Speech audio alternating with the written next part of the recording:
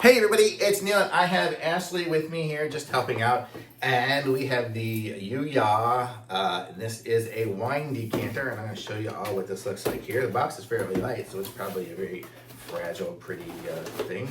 So this is part of something here. The top? Yes. And then we have the cleaner. I think to clean the inside, and then here is the device.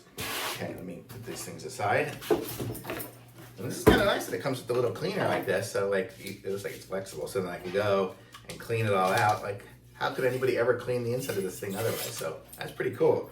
And so it's got this, and then it's got this here, and how will this go on there?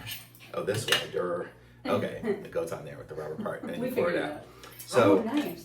I didn't clean this out, so I'm just going to show you really quickly by pouring a little bit of wine into it, but how it works. So I have some wine. Ow! I just stabbed myself with the little metal thing, but okay.